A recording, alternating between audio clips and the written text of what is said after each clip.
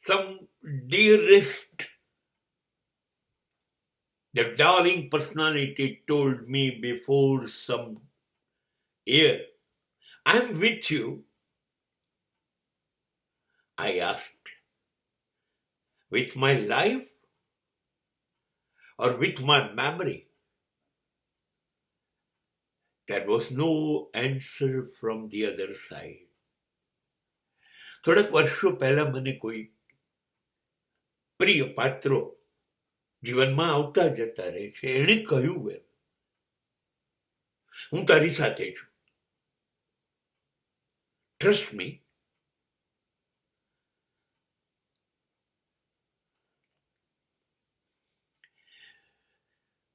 અને મેં નાનકડા હાસ્ય સાથે કહ્યું, મારી જિંદગી સાથે છું, મારી જિંદગીમાં છું કે મારી યાદોમાં છું? Answer was disappear from the other side. બીજી બાજુથી અવાજ આવતો બંધ થઈ ગયો.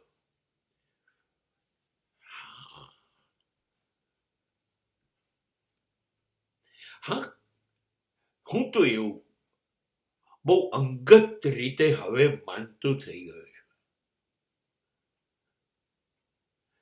પ્રેમ મળી ગયો, બસ.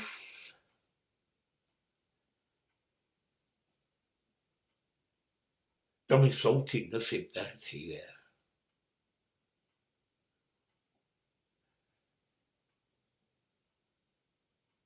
નામયાની ફરિયાદ કરી દો, છૂટી ગયો એની ફરિયાદ છોડી દો, કેટલોક સમય મળ્યો એ ફરિયાદ છોડી દો.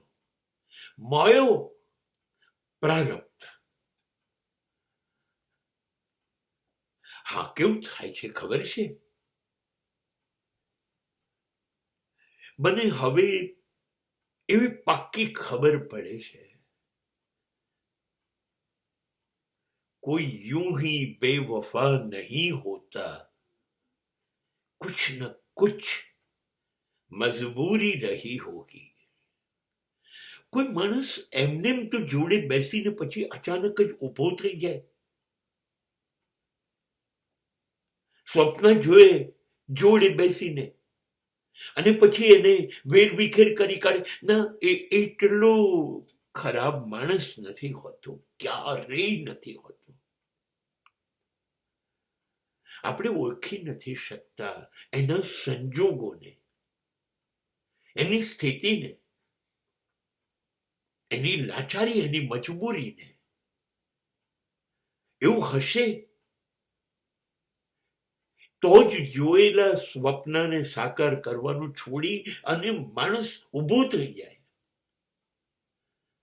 હા, તું જઈ શકે, જવું જોઈએ, રહેવાનું અને જવાનું, જોડાવાનું અને છૂટા પડવાનું. અધિકાર, સ્વતંત્રતા તમારી પોતાની છે, એમાં કોઈ એ મનદુખ ન કરવું જોઈએ. પણ મનગમતા પાત્રો જિંદગીમાંથી જતા રહે, આ બને છે. પણ એ મનગમતા છે ને, એટલે યાદોમાંથી નથી જતા. જિંદગી પસાર થતી જાય છે, અને કદાચ મૃત્યુ ની પણ હેસિયત નથી કે તમારી યાદોમાંથી મનગમતા પાત્રોને ખસેડી કાઢે. એટલે